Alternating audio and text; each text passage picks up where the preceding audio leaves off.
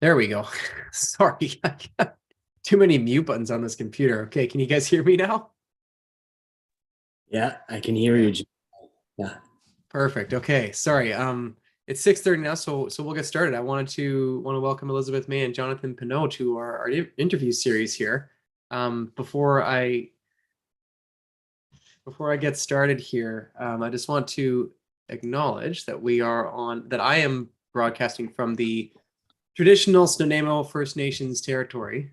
And I'll just do a little bit of housekeeping first before we begin here. Just let everyone know the format. It's going to be the same as last time. I'm just going to click record here, just as a backup. I should be able to have this on the YouTube just in case.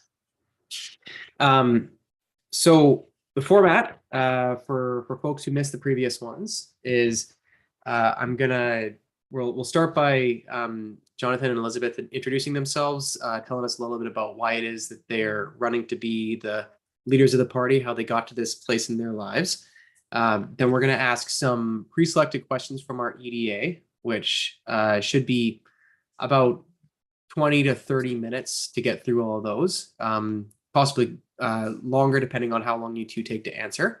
And then we're going to open it up to audience questions. And we're going to have timers for the answers here. Vic's going to hold up a card to let you guys know when you've gotten halfway, 30 seconds, and time's up.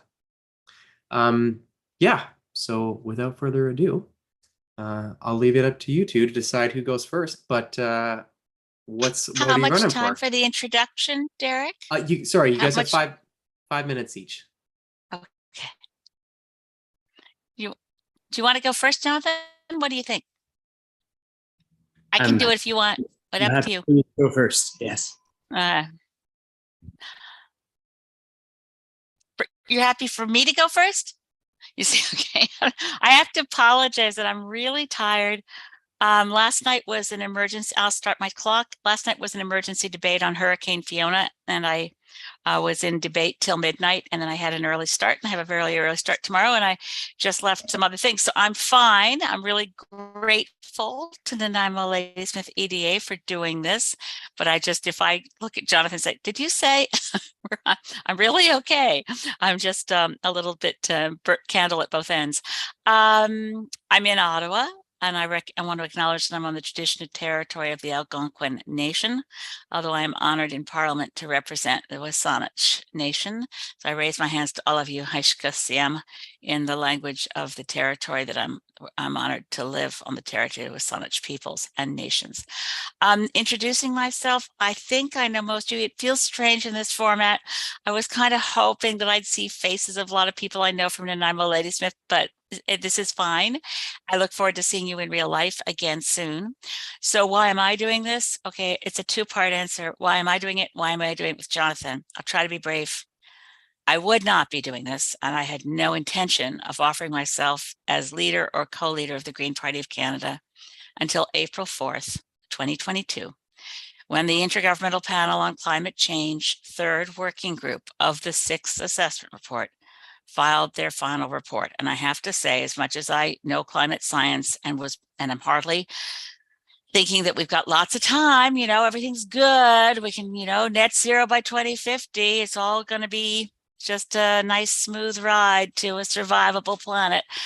I wasn't prepared for the IPCC on April 4th compressing both 1.5 degrees and 2 into the same sentence. They've never done that before, and saying the trajectory to hold on to 1.5 or 2 requires that global emissions peak and begin to drop rapidly between 2020 and, at the latest, before 2025. 2 days later, the Liberals approved Pedneault. The next day, the budget came out saying we're going to complete the Trans Mountain Pipeline. And we all know how all levels of government have been ignoring the importance of old growth and Fairy Creek. I just realized I had to do more. And it isn't about me thinking, oh, what can I do for the Green Party, or the Green Party needs me, or anything like that. I hate to say I was very, very focused on, I'm 68 years old. I'm a grandmother. I've got tons of energy, and I either quit Parliament now and join Extinction Rebellion, or I figure out something that I can do in Parliament that will make a bigger difference than what I'm doing now. And I went and talked to a lot of climate activists, and the answer I got back was, when I didn't expect, which was, we need you to be leader of the Green Party again. Not because they're Greens who want me to be their leader, but because they want climate action in Canada and they're missing our voice. And I'm the only person other than Mike Morris who could run for leader of the Green Party with a seat in Parliament. And I figured that was important. Then stage 2, I started talking to my friends in Green Party around the world, particularly friends who had run for leader and then run for co-leader, and recognized that it's a different proposition to say, look, I've learned things over the years. We have some structural issues. They manifested themselves in the difficulties of transition. Once I resigned, who was going to be the next leader? It wasn't altogether obvious, and we didn't really have a good opportunity to see how people were going to perform and whether they'd be a good fit before it was decided.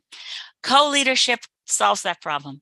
As my friend Carolyn Lucas in the UK advised me, she said, look, when she came back after being leader once, came back with a younger, lesser known young man who was a really great Green. By the time they did one stint as co-leaders in an election, he was well known. And then he brought in a younger, lesser known Green to work with him. When I met Jonathan, which was in June, I thought, thank God, here's exactly the co-leader I am proud to run with, who represents a different perspective on the world. He'll tell you about his work overseas, his extraordinary bravery and commitment around fighting genocide and working for human rights. So we are balancing each other in many ways. He's the youngest candidate at 32.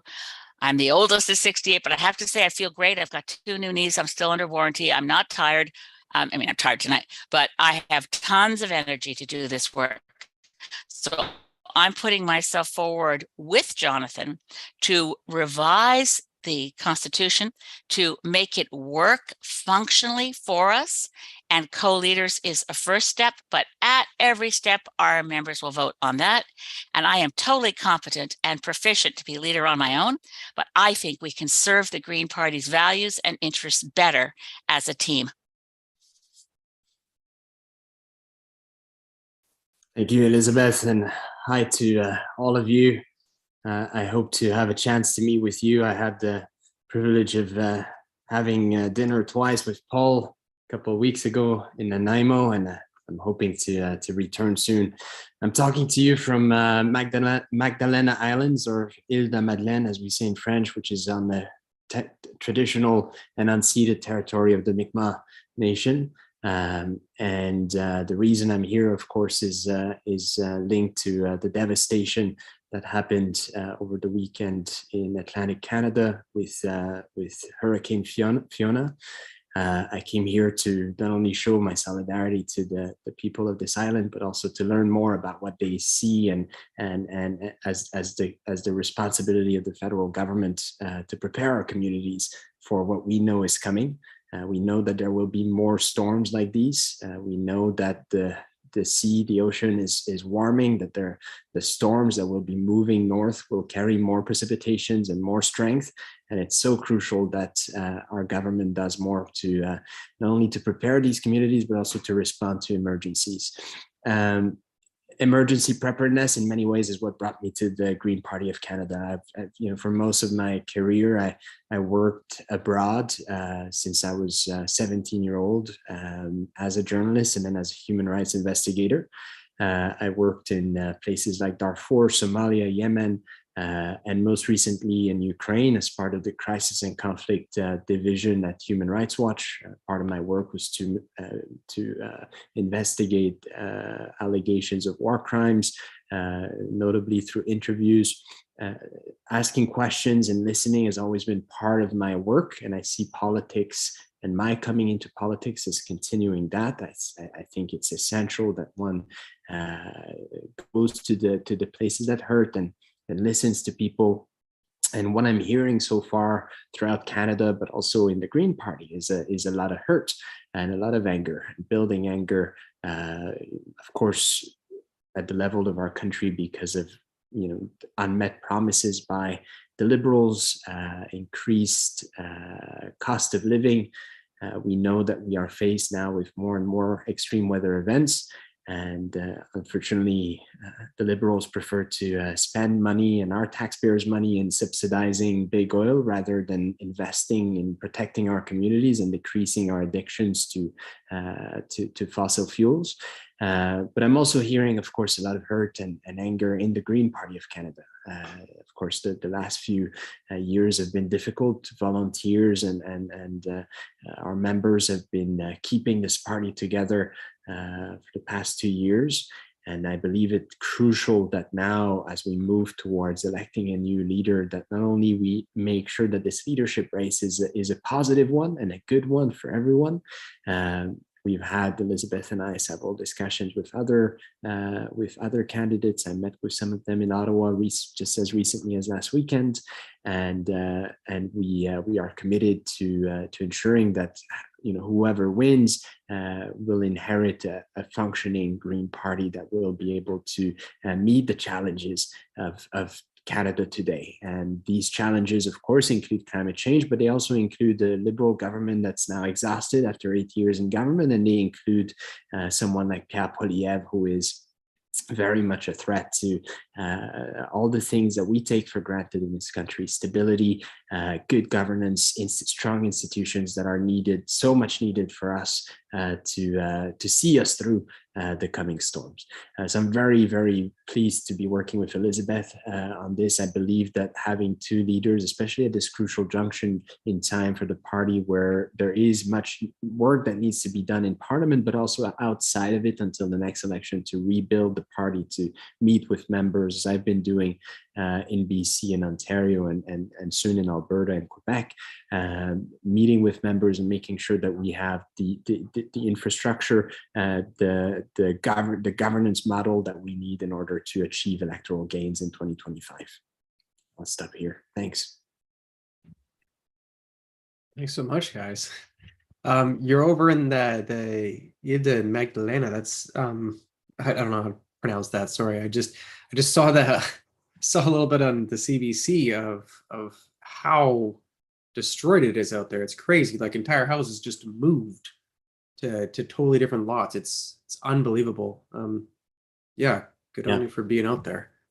Well, it's key. I mean, it's part of our job as Greens, but also as politicians, to be there and meet with people and hear from them. And I'll be going back to Ottawa tomorrow, in fact, so that Elizabeth and I will be reporting back to Parliament on this during a press conference. Oh, right on. Glad to hear that. I just wanted to give you something I saw in the chat here from I know, Elizabeth, that you're used to having more faces there. There are people watching, alone as familiar faces in the crowd. One of them, I don't know if you met her, is my aunt. She had a nice little message there for you. It says, Elizabeth May, for those of us, myself included, who know and love you and appreciate everything you've done, I'm so glad to see you here and running for, and then she put in quotations, co-leader, because I guess it's a new term for her anyway. Well, that's lots of love. It's good to, we will, I mean, obviously, as Jonathan said, he was visiting with Paul Manley twice in the last couple of weeks. I miss him so much. Every single day in Parliament, I could break down and cry how much I miss Paul. It's just unbearable. So it's a top priority for us as co-leaders that your riding gets him back as the member of Parliament for Nanaimo Ladysmith. I've gotten to like Lisa Marie. I wish her well in retirement. Paul Manley needs to be the person who stands up when the speaker says the honorable member for Nanaimo Ladysmith. Yes. For sure, well in retirement. Sorry. For anyone who's watching who didn't know, by the way, Paul is running for city council in Nanaimo here right now. And you're welcome to join us for canvassing on Thursday. Totally and donate. There's he's got a website, easy to donate, Paul Manley, Nanaimo Council. paulmanley.ca. Yeah, that's right. But we'll not, this is supposed to be about Elizabeth and Jonathan. I've already eaten up quite a bit of time here. So sorry to you two. So we'll get to the first question here from our EDA that we voted on here. So according to a recent Ipsos poll, only 34% of Canadians are concerned about climate change in a survey that they did of a variety of countries. And if you compare that to the average for other countries, it's about 48% of the population is fairly or very concerned about climate change. This is, despite Canada being one of the countries that's going to see the greatest temperature change out of any nation on Earth. How do we bring climate and environment back to front of mind in the context of all these other ongoing issues we've got for Canadians? We got 4 minutes for this question, so 8 minutes Jonathan, do for you the mind two if of I you. go first? Because I have to say, I don't believe that number. I hate to be persnickety, but I've been working in the climate issue for so long, and we've never had Canadian polling show fewer than 80% of Canadians somewhat concerned. And I would think after what we went through last summer with the heat dome and the fires and the atmospheric rivers, BC, but also now Fiona, well, I'd find that number hard to believe, but okay, let's say it's right, just for the purposes of argument. I think we have to focus on climate in a way that links it with the other concerns people have. So when we're in debate in Parliament, for instance, about cost of living and inflation, point out, well, inflation and the cost of living is go up for a couple of reasons. Putin invaded Ukraine, so we also ought to pay attention to foreign policy and peace building and peacemaking. We also know that there are real supply chain interruptions, things that are COVID related. But a big driver for increased costs for Canadians for just about everything is the climate crisis. So if you're looking particularly at food security and you look around the world, the price for just about everything, particularly in the area of, say, grains, and I recently did a householder for, how MPs get to send a newsletter to everybody in their community. I do it on themed issues, and I did one on inflation. I guess I could put it in the chat if I figure out how to do that. That talked about how this inflation is different from other things, other inflations we've experienced, other inflationary periods. Prices are going up for different reasons on different things. And really, when you look at, I use the example of ice cream, because we've just been going through ice cream prices have gone up. And one of the reasons ice cream vendors will tell you is that vanilla beans are grown in Madagascar, the biggest producer of vanilla beans. Madagascar went through 6 major typhoons and cyclones, and the price of vanilla beans is through the roof because of the climate crisis. As we have food insecurity, as we face the consequences of climate instability, it has a real impact. So whenever we talk through the lens of climate, we can also talk about what people's concerns are about the global security, about food security, about water, about biodiversity. We really need to focus more on the fact that we have an extinction crisis at the same time that we have a climate crisis. And the flip side of that, because Canadians don't like to hear what they think I'm doing all the time, which is doom. We are not helpless. We are not hopeless. We talk about climate and we talk about it honestly, because the truth is we're not out of time. We are close to it. But we have time to arrest the climate crisis before we pass various tipping points, points of no return that take us to an unlivable world. So as someone who's worked on climate for decades, I think it's critical that we, as a party, the worst thing we could do is decide, climate isn't an issue people are concerned about. No, our job is to be the truth tellers, the honest ones who say, yeah, it's coming, but we can do the following things: cancel Pedneault, cancel the TMX pipeline, ban fracking, and embrace those green new technologies that allow us to, as Jonathan was just saying, weather the storms. We need a lot of adaptation. We need to take care of each other, but we need to inspire confidence in Canadians that we are Greens with solutions that are positive, but we don't stop telling the truth, which is we're standing on the very edge of too late, but it's not too late.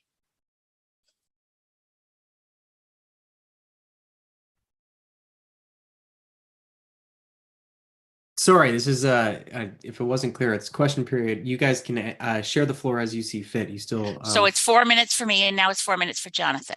Yeah, we're supposed to be I gotta correct Vic here. It's supposed to be a timer for the two of you together. So we gave you an individual timer. We'll be changing the format for the future questions, but So is that for each or 2 so minutes? it's supposed to be 8 minutes total. And part of the test is how you guys share time. So Excellent. Okay. Well, that's good to it's a Right down the co-leadership middle. thing. We're equal partners. Yes, we are. Right on. I mean, not much to say after what Elizabeth said, except that I think it's crucial that our party reduces the noise around our party and focuses on these issues that are so crucial. I mean, being here now in Atlantic Canada, it's very clear that people are concerned about climate. They have to live with it, and now they have to live in some cases without their own houses because of the climate emergency. So and the same applies to many parts of BC as well. So of course, all of these factors become extremely present in people's lives, and we can only expect that they become even more present in the future. Now you'll have to apologize, excuse me, because I am very tired, just as Elizabeth, but it's 1 hour later here on this island, so it's soon approaching 11. Look, I think it's crucial that we continue to also link the climate emergency with and the environment with everything else that it touches, and we need to be better at doing that work in terms of explaining how the environment is crucial for our economy, our health, education, and the protection of our communities and cities. Being able to see the devastation here, and I spoke with people who lost their houses, lost parts of their land here. These voices are multiplying throughout the country. The people of Lytton, of course, experienced horrible destruction last year. The heat waves and the heat domes are affecting so many communities throughout the country. I woke up not too long ago, 2 weeks ago in Vancouver, with finding the city as having the worst air quality of any place on the planet because of wildfires near Hope and in the mountains around. People in Edmonton and Alberta experienced these waves of smoke from wildfires as well. So clearly, the climate reality is becoming more and more present in people's lives, and I think we need to be better at linking how the climate emergency is impacting people in the immediate with how much worse it's going to get, because we know it is likely to become worse, and therefore we need a strong federal government that is able to invest in infrastructure that will protect our communities. I'll stop here. Thanks.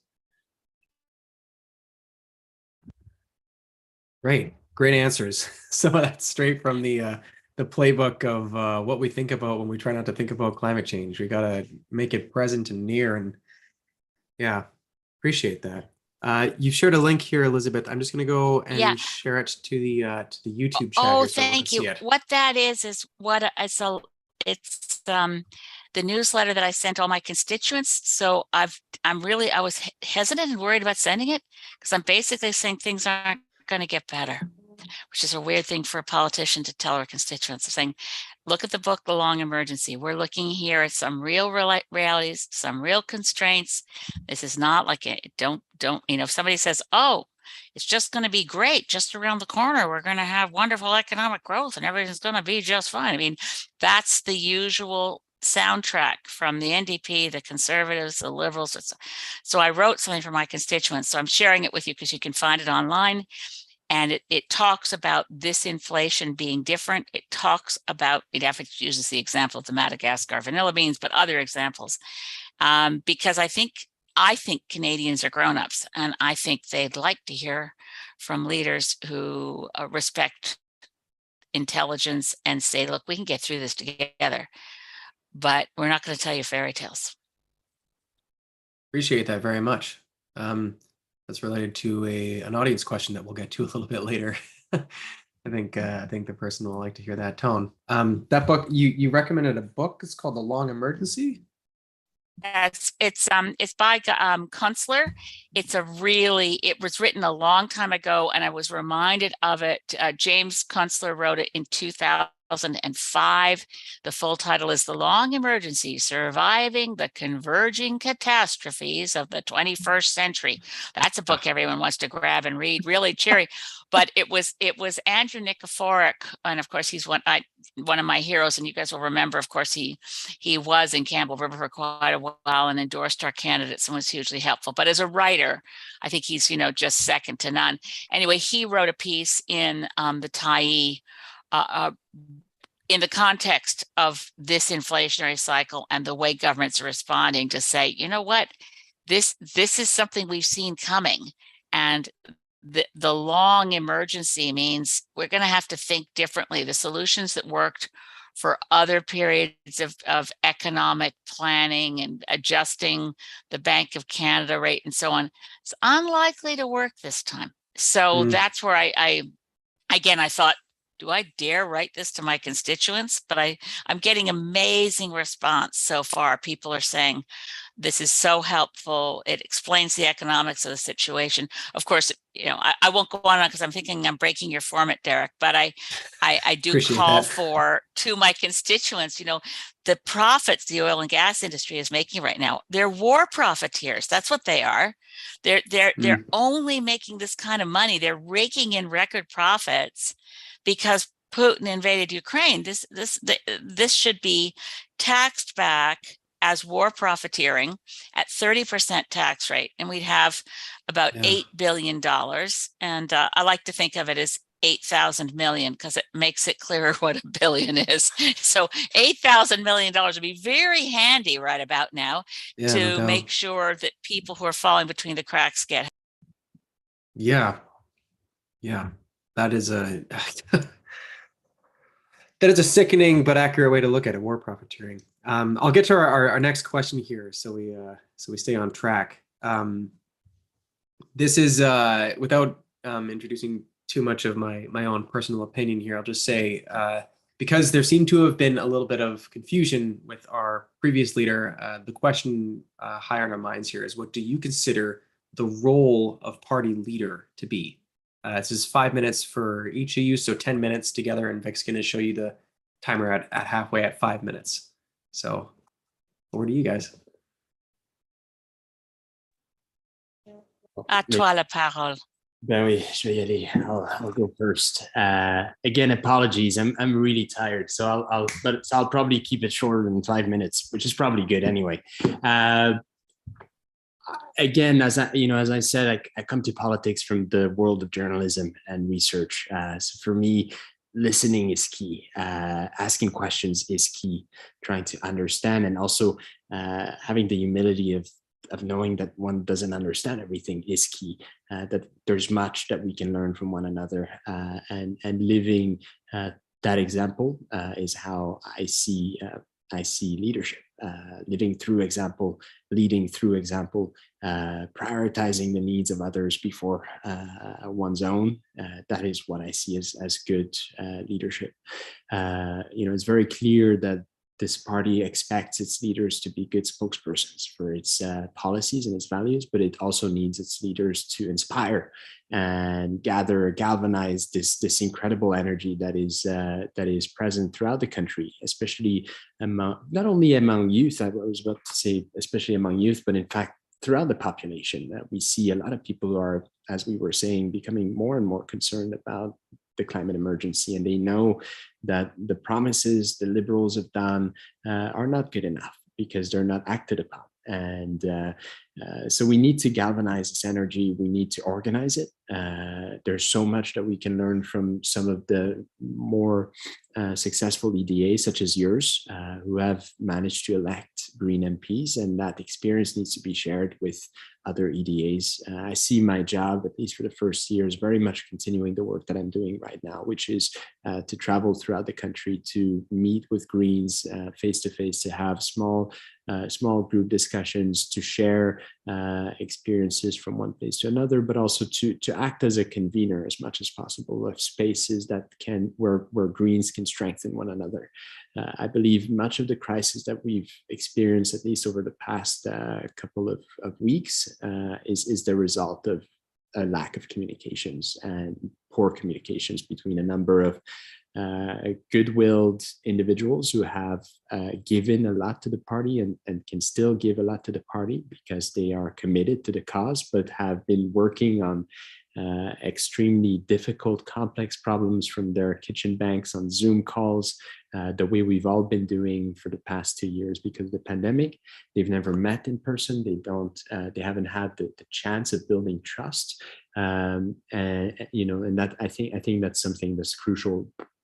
In my previous career, I've worked with teams of journalists in the Central African Republic and in South Sudan with local journalists whose house were being burned, who had to flee, who lost some of their family members, but still had to report about the ongoing conflict in a responsible manner. And I know how to not only talk to people who are experiencing difficult times in their lives, but bring them to work as a team to achieve good results. And I think and would expect that from the leader of our party. Yeah, I'll stop there because I'm tired, but also because I'm sure Elizabeth wants to jump in. So go for it. Thanks, Jonathan. Well, I'm really looking forward to co-leadership because I think the job sharing aspect is going to be awesome. But when I was leader, I understood the job of leader was to be the chief spokesperson, but also to operate through service leadership. So I was very much, I never asserted that my way or the highway, because how could you do that in a council where you have one vote? I'm fascinated by the mythology of various things I allegedly did, but I don't know. I used to say to some of the journalists, but you're the leader of the party. Why don't you just insist? I said, leader schmeeder, your job is to do work for the membership. The members are under our values, the leaders of the party. And in between biannual general meetings, it's the federal council, and the leader is one vote out of a council. I guess it's 18 people. And the job is largely to the outside world to say, we are the Green Party, join us. We offer these ideas. I think the difference that there will be for me, if we're so fortunate as to be elected as leaders, we do have to bring forward the positions of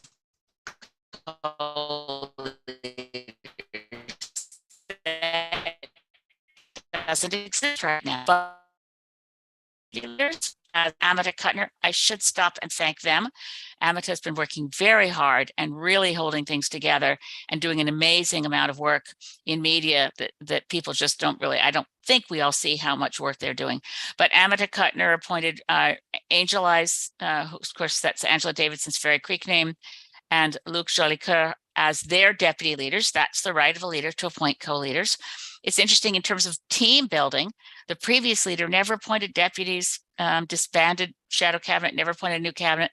I think one of the key jobs, particularly as I look at it now that I did that hasn't been done in a while, is team building. And you need to have, it's never one person, it's not two people. We need to figure out how do we support and mobilize EDA leadership, folks like you guys, and I'm a Ladysmith, people across the country who have been working hard on the front lines, talking to their neighbors about the Green Party. Now, we need to give them a good story to tell. We need to tell people, okay, turn the page on that. Sorry you guys all saw that, but we got our act together now and we're back. And the new story of the Green Party is, in politics, the comeback kid. Like, what?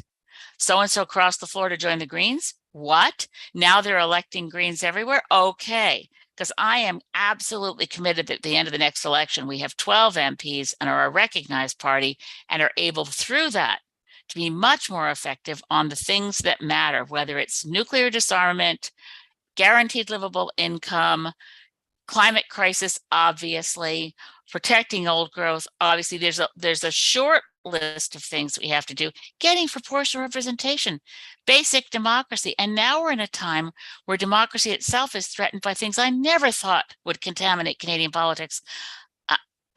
The idea that white supremacy is a thing and that social media can attract young white kids to get guns and get ammunition and go to a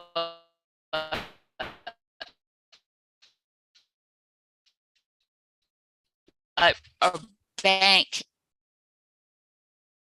So your internet's quite choppy there, Elizabeth. It's cut completely out. I'm not sure. You got about as far as talking about how social media is radicalizing young white men. And you are completely frozen at this point. So I'm sure you'll hear this when you get back, or we'll hear your response when you get back. Oh, there you're back now. Can you hear us?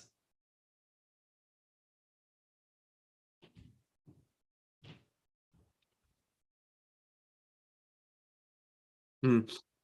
Um, one of the workarounds to this with poor internet is it is possible to shut your video off, and then the bandwidth will go entirely to the audio, because I suppose what you're saying is the more important part of the information, which is unfortunate. But There, are you guys able to hear me? I'm sorry, since my internet, which I'm stationary and in my apartment, it usually doesn't cut in and out. I'm very sorry. oh, you're super clear now. It's made your image smaller. It says your network bandwidth is low. So that's, oh, and I it's don't know. gone I big could again. turn off the video. I could turn off the video camera if that helps. What do you think? But anyway, Um, I'll leave it like this for now. We'll see how we do. yeah. I'll give you a wave if it starts to get really bad again. Okay. And that's that'll be the first thing we can do, is turn the video off to get the audio through. Yeah, Some kind of, there's a guy who looks like Pierre Poilievre is outside. He's got tinfoil. I don't know if that affects my video.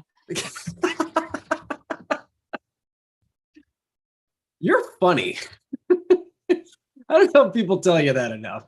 She is funny. Yes. It's still under warranty. Was a banger. My entire political career is a warm up act to getting on this hour's 22 minutes as a regular. That's like, yeah. shh.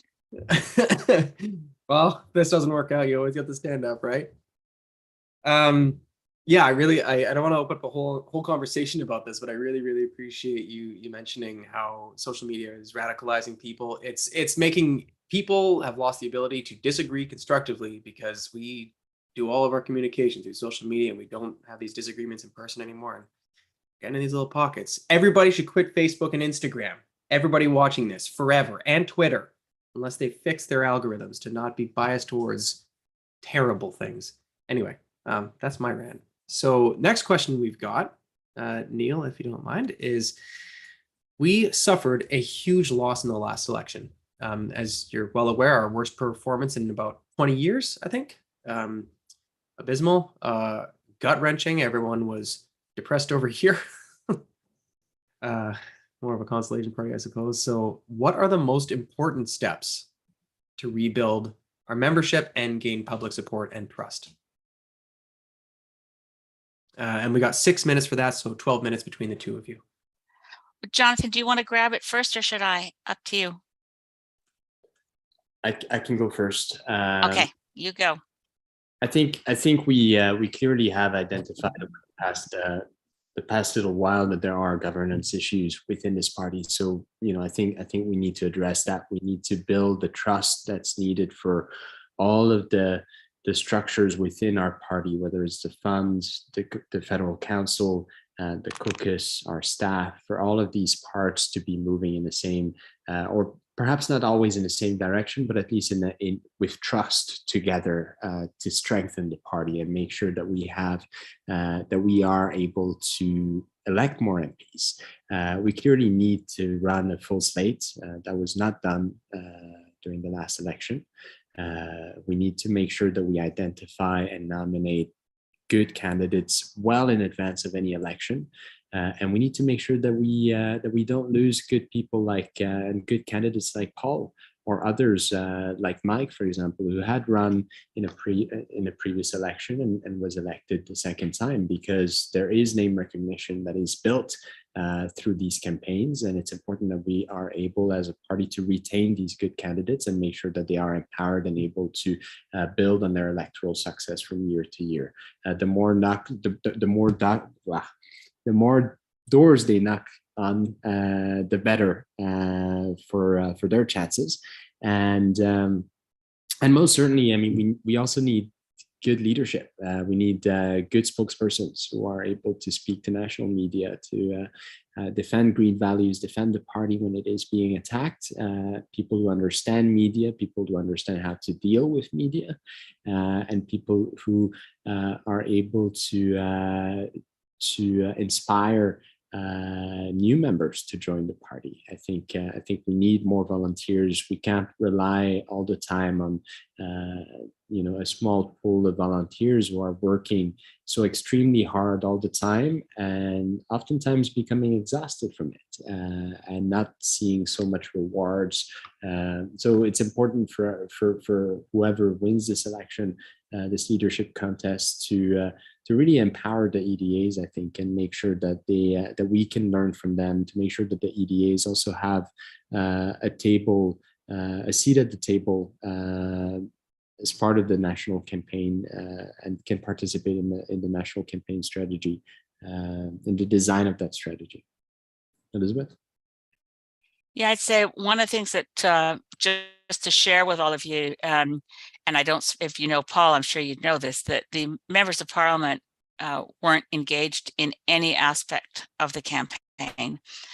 We were kept out of the loop, and I wasn't allowed to start my nomination process for months from when the council said nominations will open on a date certain. So as somebody who hasn't been on the inside at all since 2019, I'm really keen to be a member of council again, to say, did we find out what happened? Because under our constitution, we're not allowed to have, like, we had almost 90 empty ridings.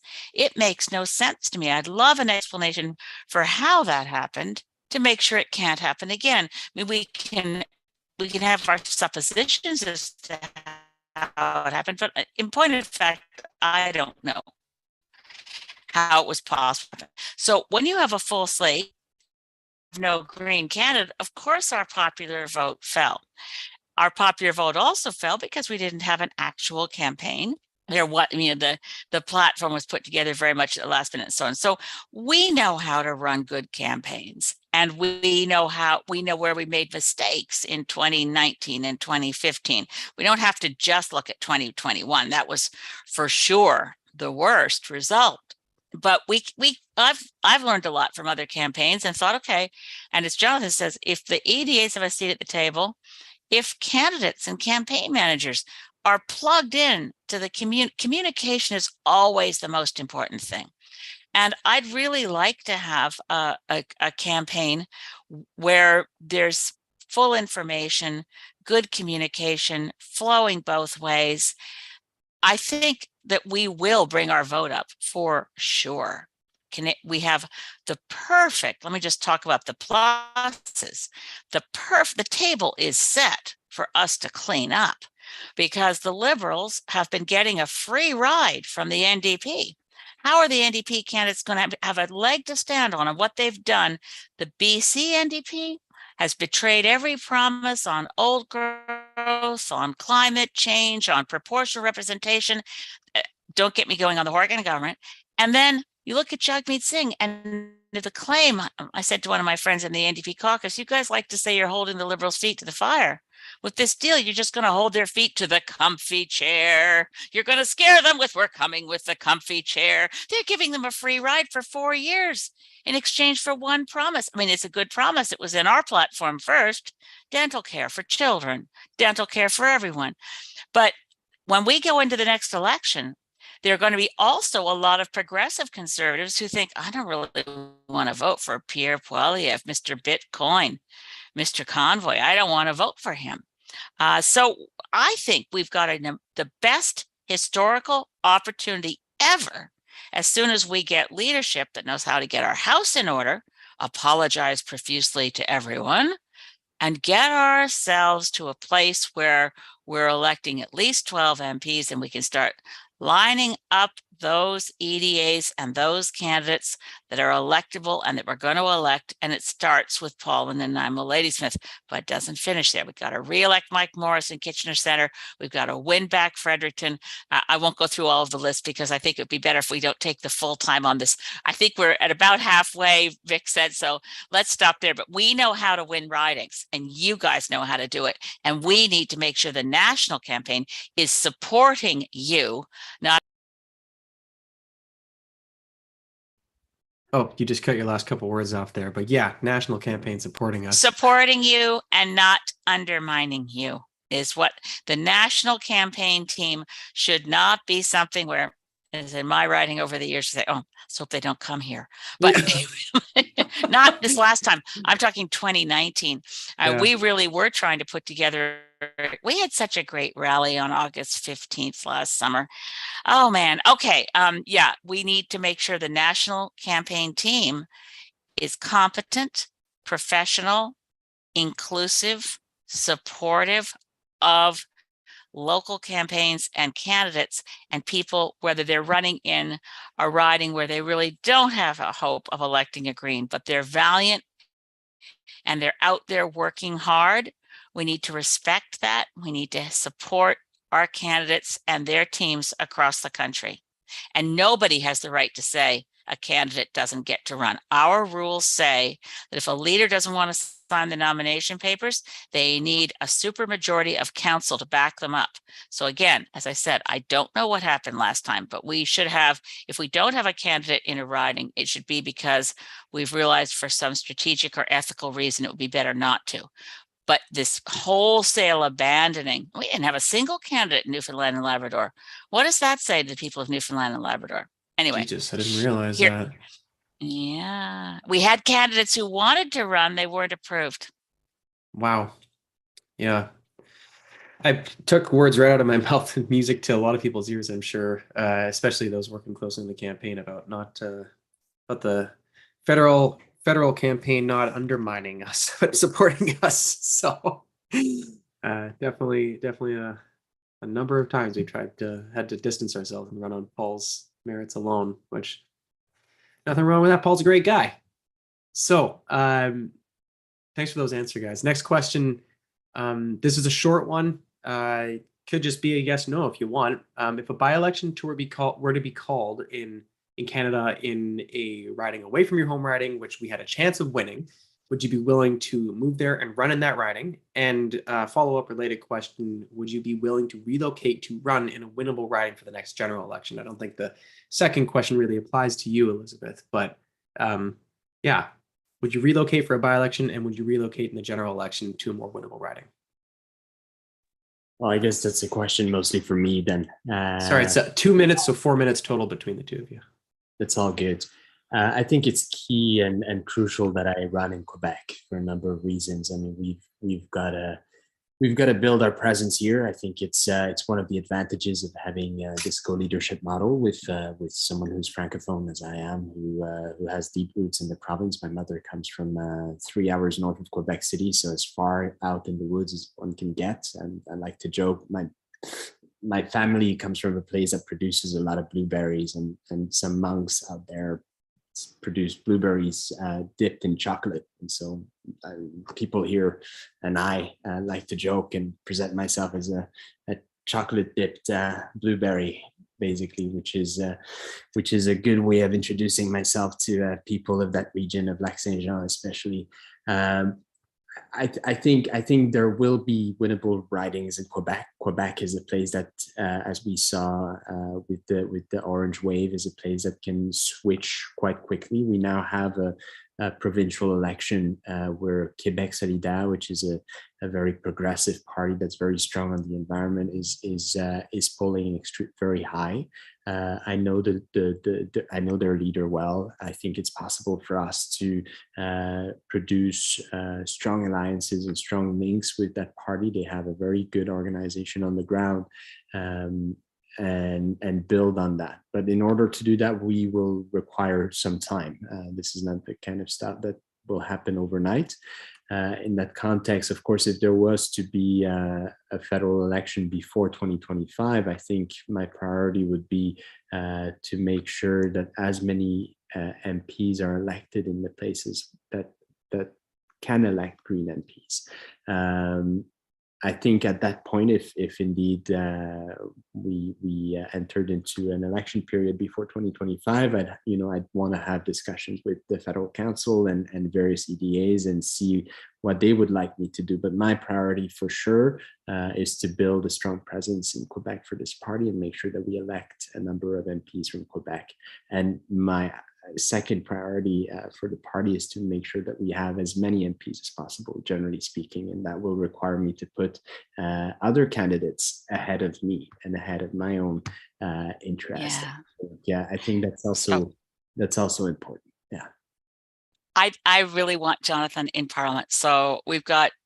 Let me just say, when you refers to Quebec Solidaire, by the way, that's the only party in Canada with co-leaders. So Jonathan's closer friends with Gabrielle, who's the young man co-leader, and Manon, who was the older woman leader. So I tend to march with Manon in the pride parades in Montreal. Quebec Solidaire is I think a lot of federal Greens who are Quebecers tend to vote Quebec Solidaire. They're polling so well they may even form official opposition. But I would say, obviously, the question is a hypothetical to me, but it's also my history. I moved because the party told me to move.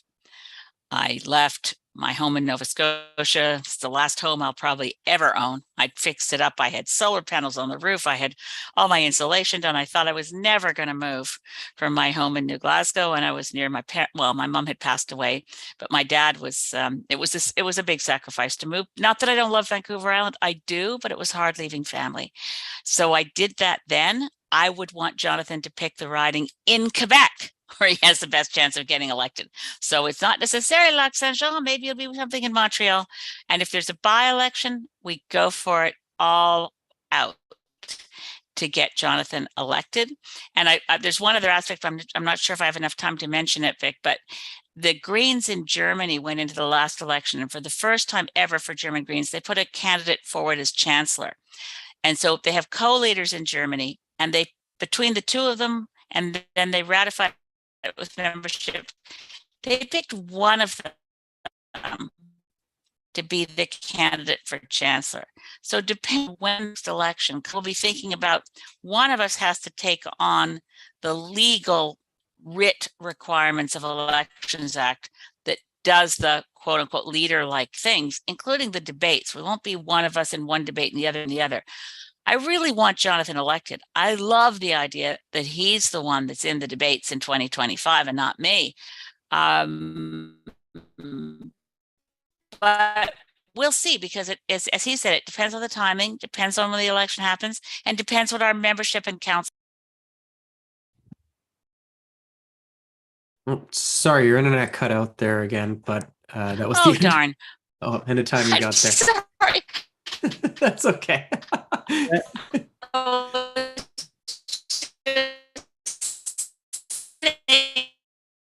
we did in membership.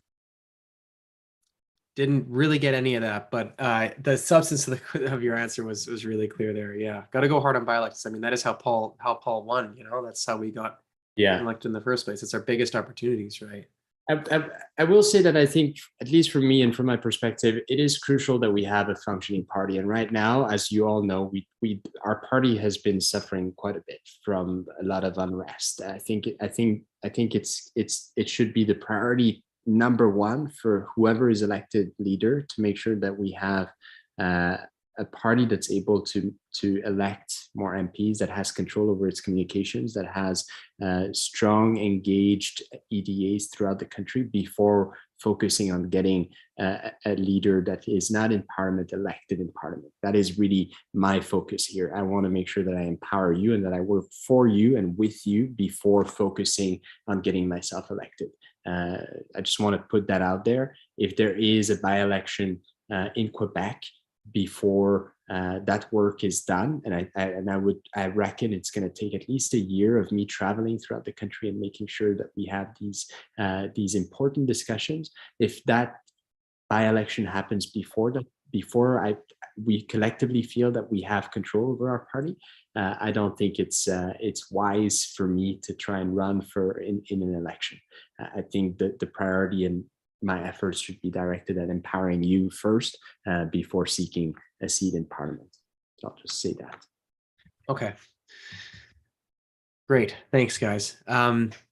Next question we've got is about the economy. You, I think, both touched on this in the first question we asked about bringing climate change back to center of mind for folks. With this recent inflation issue we got going on, life seems more unaffordable than at any time in recent memory. And we still have the combined issue of a lot of basic government services not operating well, like healthcare, for example, I think is the most glaring example. What do you see as the best means to tackle this issue of unaffordability and inflation? That's 5 minutes, so 10 minutes between the two of you. I think I'll jump in. And by the way, Derek, I just tried to do something different with my internet. I hope the signal's stronger. I think we have to call out economic growth. I mean, if the elephant in the room is that we have a constant pressure for economic growth, that the GDP must be served, this giant monstrous economy is more important than well-being. Jonathan has a turn of phrase that I quite like, that what we need to offer Canadians is the good life. What's that look like? And it may be, and it's the phrase that I've always loved that was Gandhian, that we put in the Earth Charter, that we recognize that having more can never replace being more. Now that doesn't mean the idea that we always are put up against it when the media says, well, Canadians aren't going to be willing to sacrifice. We have to describe a steady state economy or a donut economy, a circular economy in ways that make people want it. Because the unending quest for constant economic growth is eating the planet alive and not delivering well-being. And so I think we have to call that out.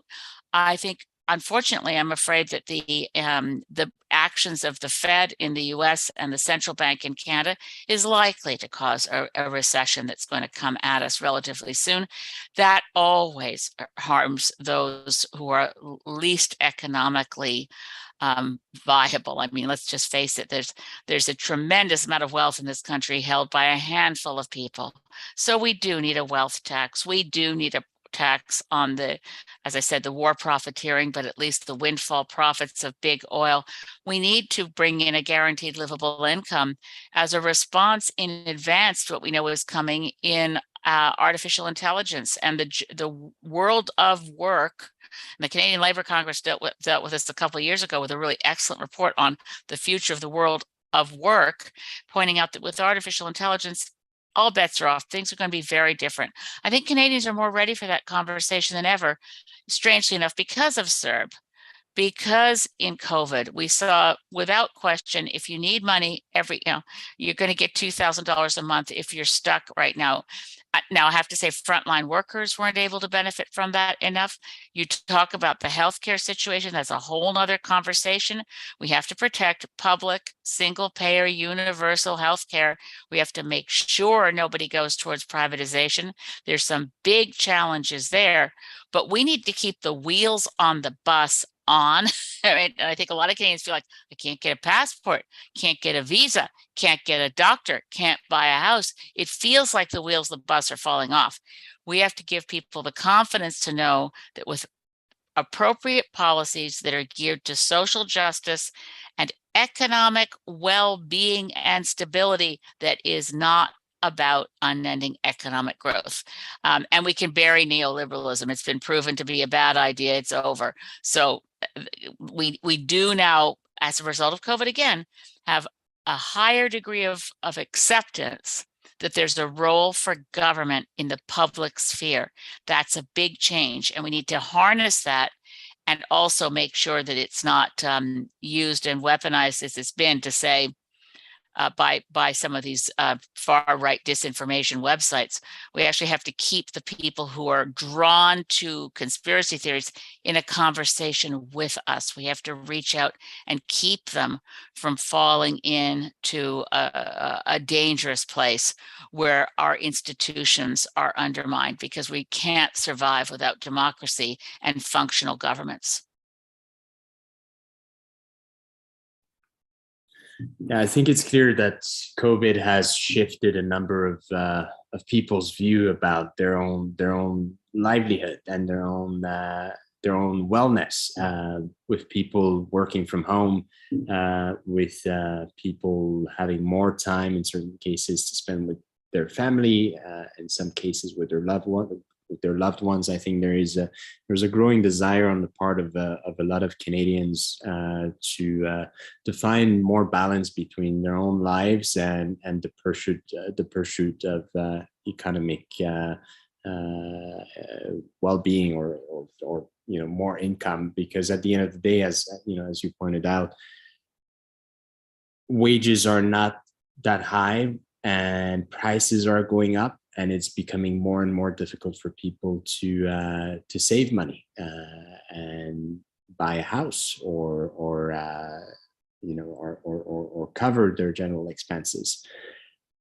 So I think finding a way to talk to Canadians about how we as a party can further a discussion about a reform of our economy and our economic models is the way to go. And the best way to do that, I think, is by engaging directly with Canadians and asking them what exactly makes you thrive. Why? What makes you happy?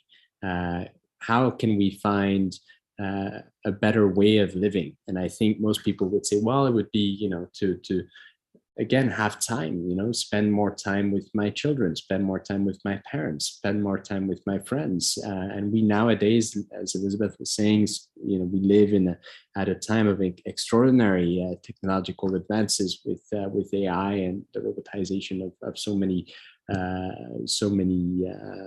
industries, and big corporations are making historic profits, and they're not taxed enough. The federal government has a role to play in advancing the agenda of fighting tax havens internationally, and that's something that's work that's already started not too long ago.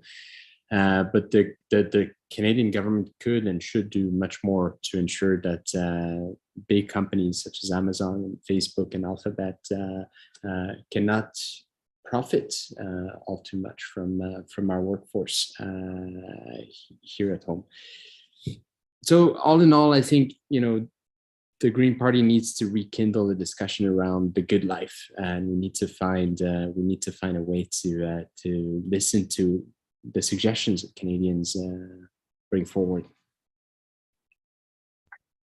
Thanks, Jonathan. And Elizabeth, I really appreciate your tone about that, though, redefining what the good life is. What happened during COVID when everybody was given CERB, everyone started riding bikes and gardening again, talking to their neighbors, right?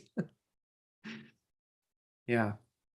Okay, well, let's move on to the next question we got here.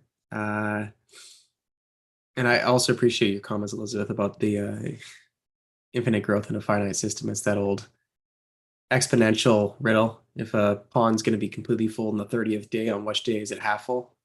29th day, right? So the next question we got is, do you believe it is moral to use housing as an investment? That's 8 minutes between the two of you. Nope. Simple answer. Simple question. That's the simplest answer we've gotten so far. I think sometimes it's good to just be clear. We could rant on and on about real estate investment trusts, and we could go on. I mean, we just actually earlier today, Mike Morris and I were meeting with a lot of good folks on the housing community. Mike is tabling a motion in Parliament soon. It's a lot like Paul Manley's one from last session, but Mike's added more. And it's all about just trying to say the obvious. Homes are for people to live in, and we have to stop the predatory practices of taking homes out of any place that people can own them. I mean, the best article about this, Bill Reese at UBC, I think UBC, Bill Reese. Do you know Bill Reese? He's the one who created the concept of ecological footprint. But he wrote an article a bunch of years ago now, I guess it was in the Tyee, saying, look, people used to be able to buy houses in a community because people selling houses wouldn't price them at a level where someone who lived in that neighborhood, who worked at that factory, who had that job and worked at that pulp mill, you knew what the wages were. The houses were tied to local economy and what local people could afford. When housing became globalized, when we unhooked our homes from home place, and we allowed them to become the stuff of globalized investment, that's when we began to lose track of the ability to buy and own your own home. So we have to cut that out. We have to cut out whether it's the pension funds or the REITs or the whatever.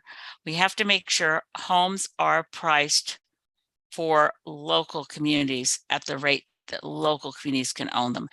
It's not necessarily simple, but the concept is simple.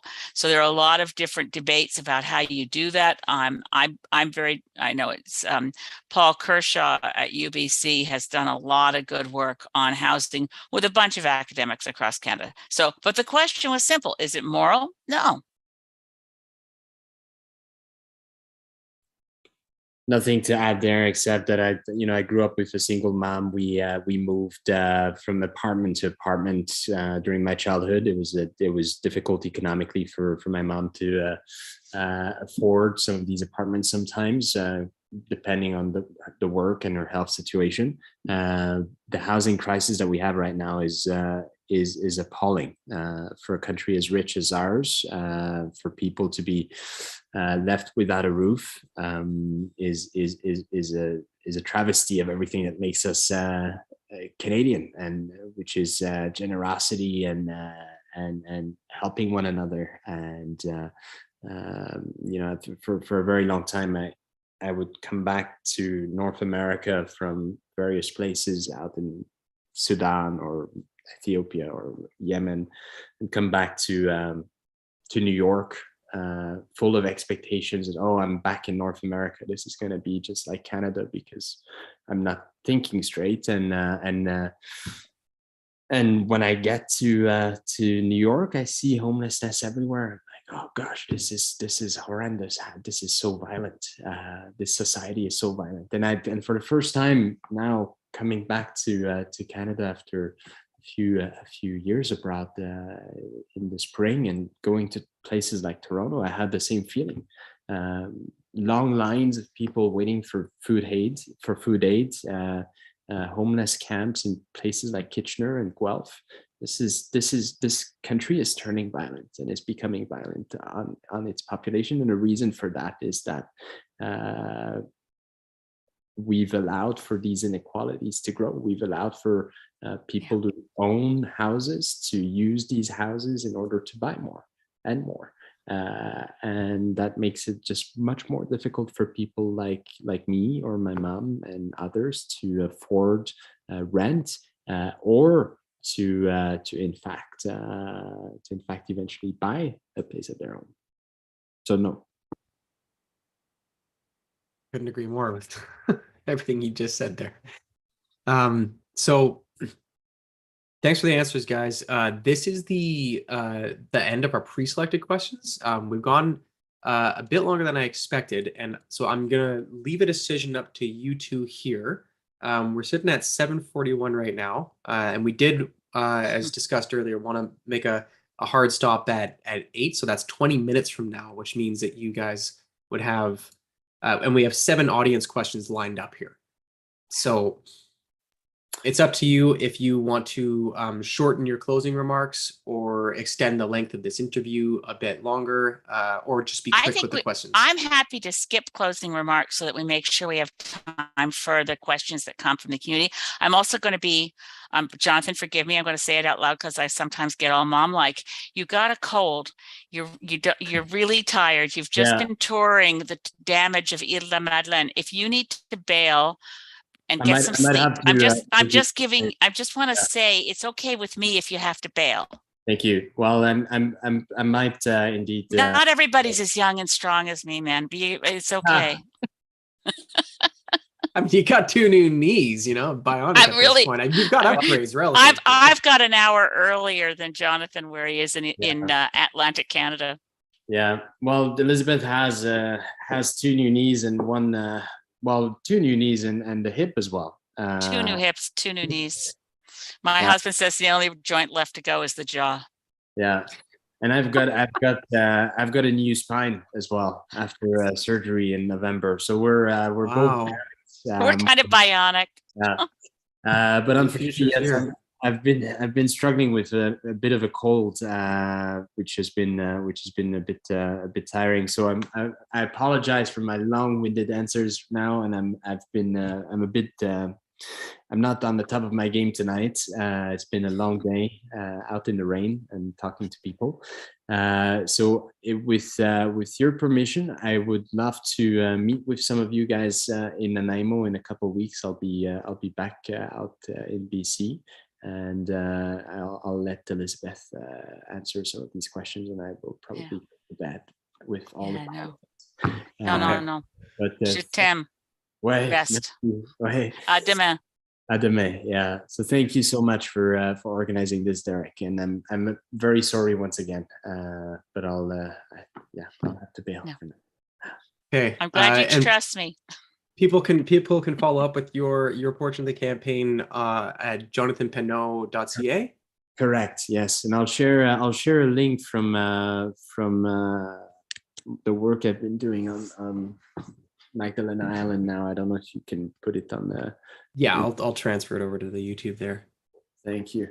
And I'll send the link to this YouTube video once it's up over to you, so you can share out. Thank you. Thanks so much for coming on, Jonathan. It was really nice to meet you. I look forward to meeting you in person. Yes, me too. Yeah. I'll be over there very soon. Yeah. Right on. All right. See you. Bonne nuit. That's the extent of my French. Yeah. Also, I could say je ne parle pas français. Well, I'm really so grateful that Jonathan's running with me. You can see, I mean, even when he's exhausted but man, I mean, it's like when he tells stories about what he's gone through in terms of going into places. I mean, I don't know if you caught, they said he was 17 when he went into Darfur, smuggled in by Sudanese rebels. And he was with Sacha Trudeau, the current prime minister's brother, because he convinced Sacha Trudeau that Darfur was an issue and they ought to together make a film documentary. So he talked Radio Canada into it. I mean, I'm just blown away by Jonathan Pedneault. And I think his youth and his inspirational view of the world is really going to make a difference for our party. So anyway, I'll shut up about it. But I'm really super grateful that we're in a partnership, because the last thing in the world, I mean, I'm going to get it anyway. Oh, there she comes. She is the only one. She's like out of the crypt and she thinks only she can run the Green Party. It's like, no, actually, no, I don't. But anyway, I'll shut up now and try to take those questions and not waste your time.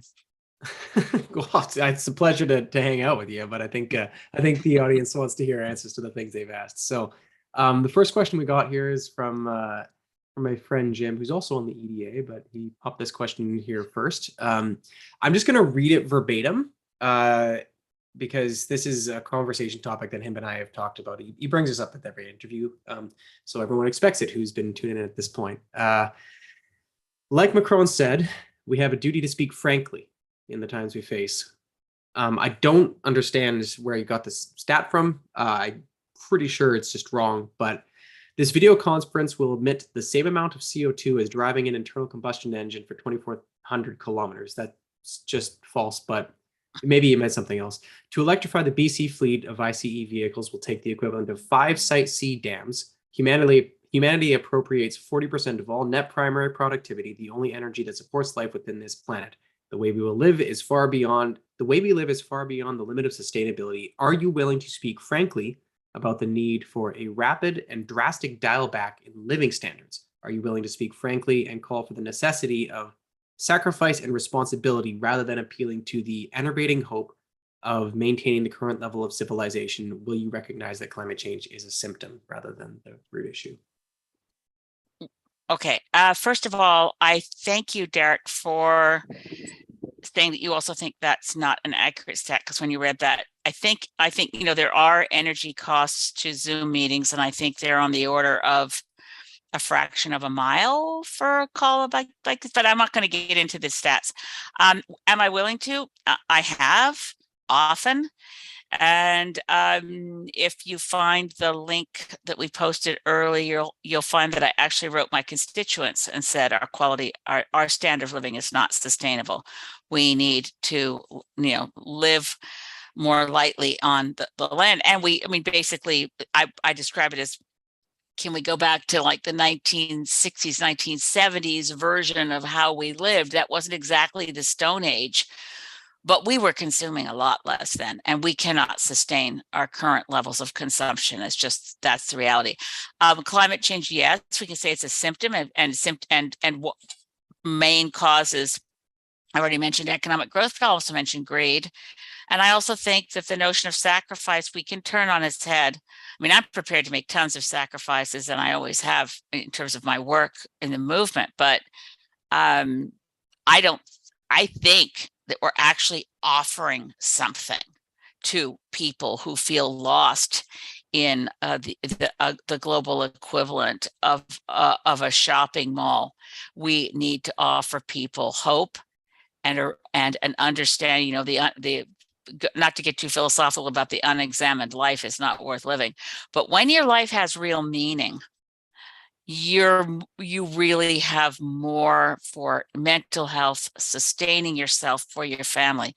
Can I tell a quick anecdote, Derek? It'll take like 10 seconds, but when I was fighting Agent Orange, you wouldn't know I was fighting Agent Orange necessarily. It's all so long ago, but I fought Agent Orange in Nova Scotia, and and we were fighting in a court case, and my mom came down to visit me. I was trying to finish law school while also fighting Agent Orange, and she was, we were losing everything. And she'd been sitting there forever waiting to try to get a repair done on our old car. And the mechanic came out. He said to her, "I recognize you from the news. And she said, "Yeah." She said, "You're the ones fighting Agent Orange." She said, "I envy you. Your life means something." My mom came back just blown away that this lovely mechanic, had said to her, "Your life has meaning. I wish mine did." So ever since then, I know how blessed I am that I've always been in a life of struggle for meaning, struggle for the planet. Time's up. I agree with you wholeheartedly. I really think it's when we're trapped, we've been pushing ourselves further and further away from other folks, and that drives us further and further into consumption. It's the re-examining the good life, right? Yeah. Next question. So we've set a short time limit for all these questions so we can actually get through all of them and you can actually get to bed. So we're just going to say 2 minutes answer for each of these questions. This is from Carol Tudil. What are you doing to reinstate Alex Terrell? What are you doing to ensure the executive is accountable for the decision to oust him? And how will you ensure the executive is to be democratically accountable? Yeah, if I'd been asked, I would have said that I would not have voted to expel Alex Terrell. I was not asked. I had no role in that. What I'm doing now, I have no role in that. If I'm back on council, we can revisit the decision. I don't know what their reasons were. I'm not privy to any of it, but I think it was a very bad idea. Simple question, simple answer. Don, what do we got next there, Neil? Okay, no, sorry, she rephrased that question, Neil, as a question. So let's just move on to the next one, and we'll get to the substance of that one in a moment. Sorry about this, everybody. How do we bury neoliberalism? This is from Bronwyn Bryce. Well, it has failed, and that's one of the things that and Joseph Stiglitz, as a Nobel Prize winning economist, has definitely written this up numerous times. It's obvious that the era of neoliberalism, less regulation, government has no place in your life, trade liberalization, all of things have brought us to doom. So we should bury neoliberalism by naming its failures. It's one of John Kenneth Galbraith's great lines, so as to say that the tragedy of neoliberalism is that the ideas have been tried and they don't work. So bury it. It's buried its own grave. Yeah, just got to communicate that well enough. Great.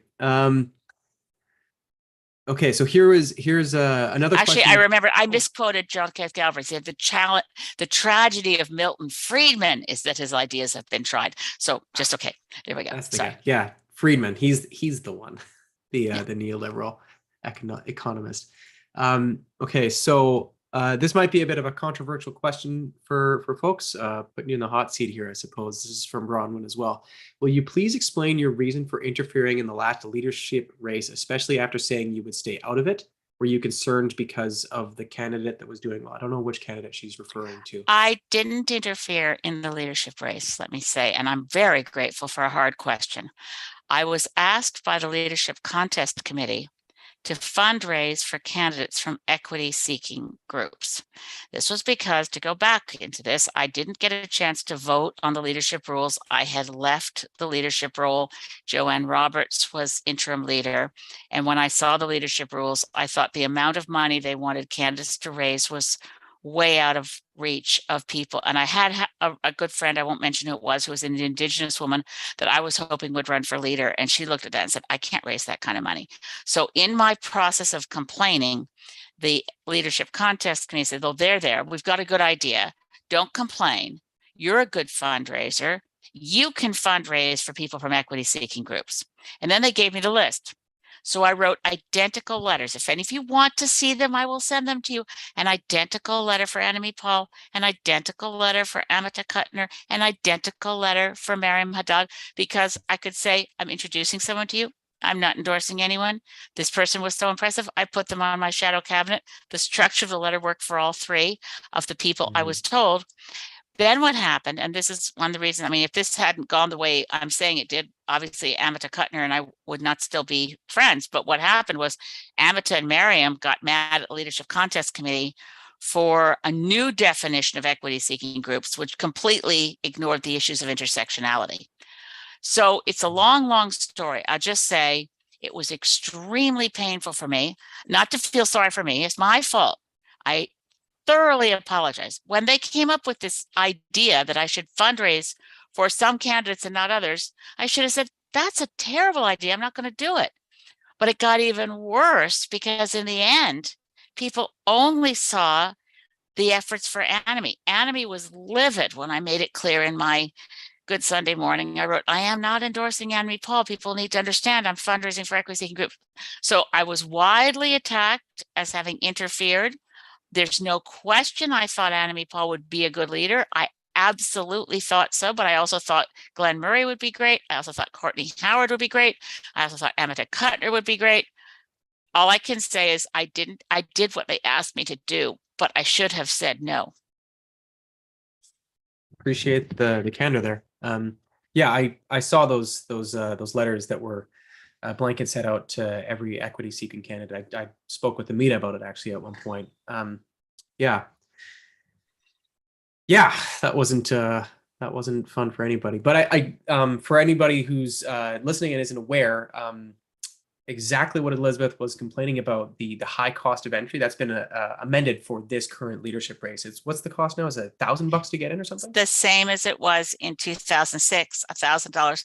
Although this Leadership Contest Committee made the challenge of getting accepted as a candidate extremely difficult, particularly because you had to not, I mean, especially you couldn't say anything or have people know you were running. So collecting a lot of names was difficult when you couldn't say anything to anyone. Anyway, I'm not complaining. I've stuck by the rules, obviously, because I know that I'm a target. And if I bent a rule, I'd have a massive complaint. So I've been very, very careful. And and I think that the difficulty I have now is that I really want to see the party fundraise. We really need money for the party to be secure and financially stable. And half of all donations to any leadership candidate stay with the central party. But there's no question that that has presented challenges, particularly as various, well, I won't go into it, but reputational issues continue to plague us. And as I said, I think the best story and the best antidote to all of this is going to be the wonderful story of the Green comeback. And look at how they're rising in the polls on the comeback Greens. Wow. Because media loves tearing you down, and then they like building you up, and then they like tearing you down. The drama. Yeah. Yeah.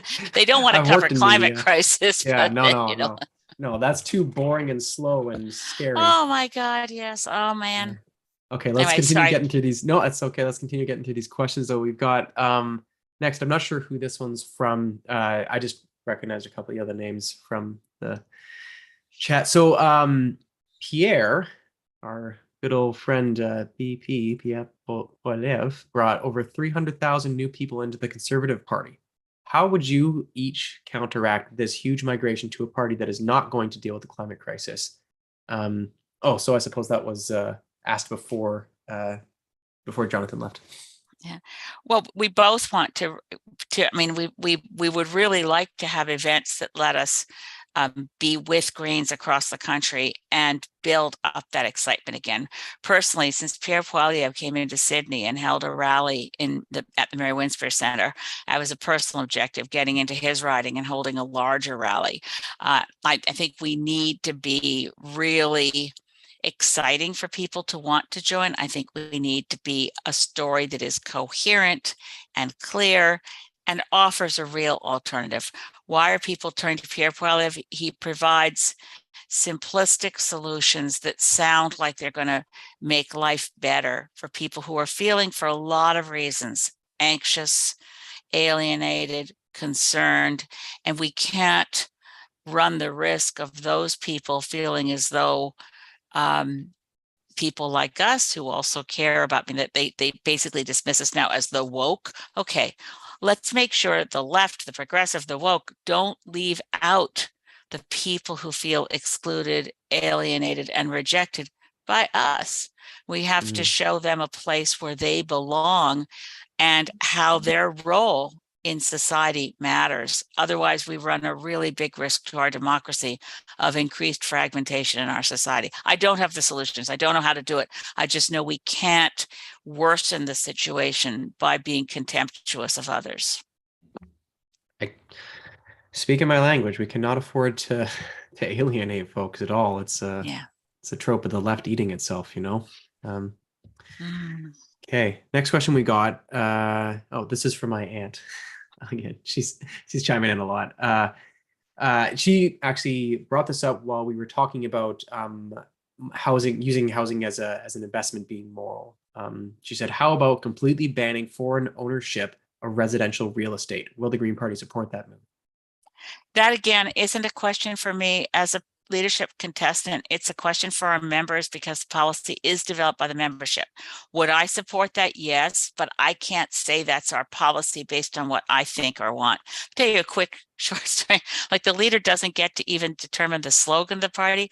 I loved reading that Dimitri Lascaris attacking me in the Toronto Star saying, not left, not right, forward together. That's just typical Elizabeth. When they came to me with that slogan, I said, oh, I hate that. I don't want to go into the 2019 election with that slogan. They said, well, we've done focus group testing and blah, blah.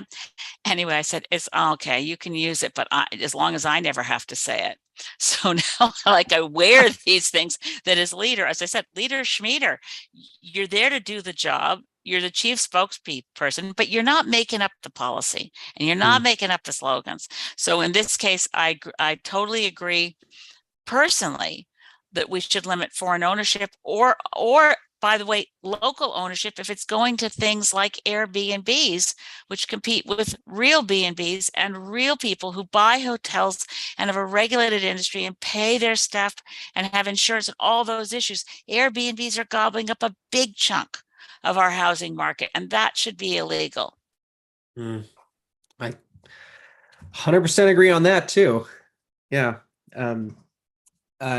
Dawn, if you're still watching, if you are very passionate about that, you can speak to me later and I can help you get involved in the policy proposal format or pipeline. I helped, Elizabeth is completely telling the truth here about our policy is decided by us as card carrying members. Elizabeth gets to vote on it as a member. Yeah. Just like the rest of you do. Cool. So that was the last question that we had from the audience. Oh, she's got some feedback. She appreciates what you said about the Airbnbs. Thank you. Yeah, and I mean it's after 8 now. If you wanted to take 5 minutes to have closing words, totally up to you. Okay, first, just let me thank you all very, very much. I'm not sure how many people are watching, and I know that it's live streaming, and I'm just grateful to have the chance to ask for your support for Jonathan and me. This is a harder race for leadership than I thought it would be, and for reasons I never expected. But Jonathan and I are committed to this party. We're committed to getting things working well. I'm committed to seeing the other leadership candidates get elected too. I mean, that was one of the tragedies of the 2020 leadership race. I thought this is going to be brilliant because Glenn Murray will get elected in Winnipeg and Courtney Howard will get elected in Northwest Territories and on and on. And Amato and Judy Green, gosh, Judy Green was rejected as a candidate in Nova Scotia, and she was a leadership candidate, and she was the only one who wanted to put her name forward to run. So we need building teams. We need to be together as Greens, supporting each other, not tearing each other down. So I really want to see Anna Keenan and Chad Walcott and Simon and Sarah elected. I want to have Jonathan and me elected co-leaders. And then, but we work to build. We've got to rebuild this party. We've got to reclaim the space that we had, and we still have it in Parliament. We're still respected in Parliament. People look to Mike Morris and me, and they sometimes say to us, "You guys are the conscience in this place." So we have work to do. I mean, just mention this. What could you do if you want to help Jonathan and me? We don't have access to your email addresses. The party has given us your mailing addresses, but not your emails. If you want to be in touch with us, please go to jonathanpedneault.ca or elizabethmay.ca and give us your email addresses. Please share. Jonathan is, as I mentioned, a documentary filmmaker. He's done some wonderful short and longer videos. There's a fantastic 1-minute video that mirrors the two of us. He did this, I don't know how he did. He found archival footage of me as a young activist and archival footage of him, which he knew where that was as a young activist. It's like, considering how different we are, we have a parallelism of having decided in our teens that this was our life's work and we're going to go out and do it no matter what. And he's, yeah, so sharing those, I say those, a 1-minute video that's about the two of us, and it talks about how we have to weather the storm, but it's about the two of us in a really subtle way. Share the videos that you can find on our websites. Please send us your email addresses. Please spread the word to others that you had this conversation, and you can see that Jonathan and I are equal partners, that we are approaching this with real humility, that we need to make sure that this party plays the role in Canada that it must. And the federal party must no longer be an embarrassment for the BC Greens or the Ontario Greens or the PEI Greens. We must build a movement across the country where we are not dragging other aspects of the party down, just as we support our friends in the Green Party of New Zealand or the Green Party of Germany, where they're now in cabinet, as they are in New Zealand, with co-leaders. The co-leadership model is deeply embedded in the Green parties of many Greens around the world. Not every Green Party, but certainly New Zealand, Sweden, Germany. It's not England and Wales, Scotland. By the way, the two co-leaders of the Scottish Green Party are in their cabinet, And one of them, Lorna Slater, is actually from Calgary and doesn't even have a Scottish accent. And her family from Calgary still thinks she's nuts, but she's a member of the cabinet of the government of Scotland as co-leader. It works. But we as Greens, we are family. And I'm co-chair of the Global Greens Parliamentarians Association. There's 400 roughly Green MPs around the world. Lots of Greens have ups and downs. Believe me, the democratic model, the grassroots governance of this party as part of our deep culture does create some messiness now and then. But stick with us. We need you.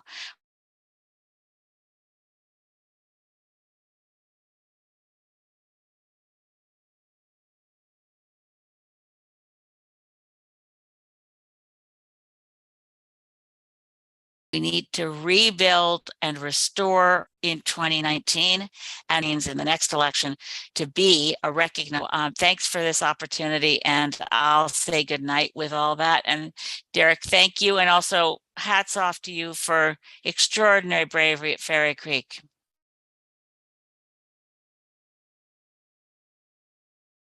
I don't know where I went there. Something went wrong there. I'm back. I don't know what. Oh, man.